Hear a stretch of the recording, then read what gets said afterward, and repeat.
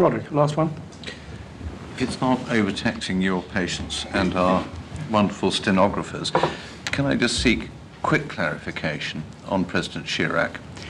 He made his celebrated remarks not in a formal government statement, but in a television interview. And if you read them in context, and I have reread them in context, they're certainly ambiguous.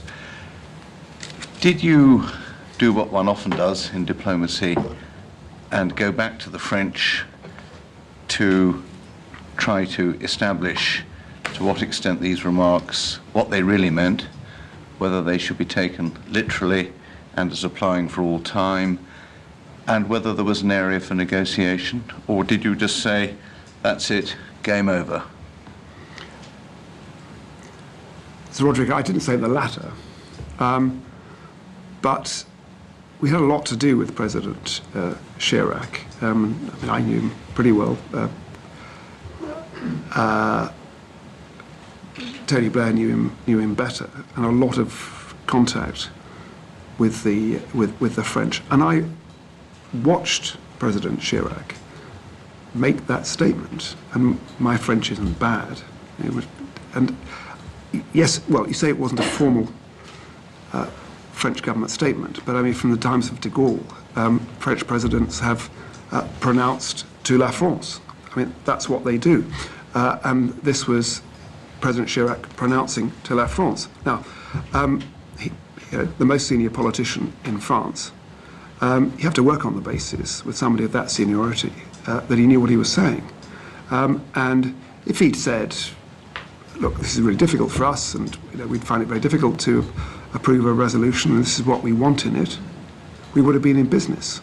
But he must have known that the effect, say, on the African states, on the Latin American ones, just saying, leave aside the le soir bit, whatever the circumstances, quel que soient les circonstances. Yeah, that's one of the ambiguities. I don't want to have a long I don't think there's any ambiguity about well, quel que soient les circonstances. I mean, that's, it means what it says. No, I beg to differ if you read it in context, but I don't want to get into a long debate now. The answer to my question, therefore, is that you didn't go back to Dominique de Villepin. I will double check on the record. I might well have had a telegram from Paris about it. So, and I say my relations with Dominique de Villepin remained pretty cordial and were restored very quickly afterwards, as I report in my memorandum, because we didn't want to go through that again.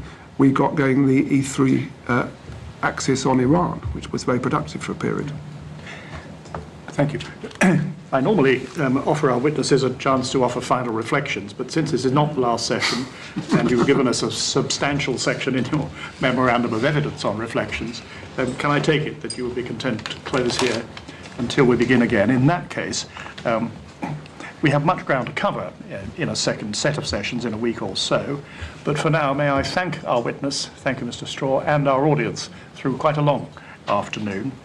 And then just to note that tomorrow morning we restart at 10 o'clock, where we have as witnesses first Sir Suma Chakrabarti, Permanent Secretary of DFID at the time, and then Sir Nick Macpherson, Permanent Secretary to Her Majesty's Treasury.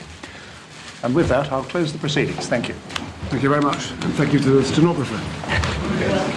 I hope I wasn't going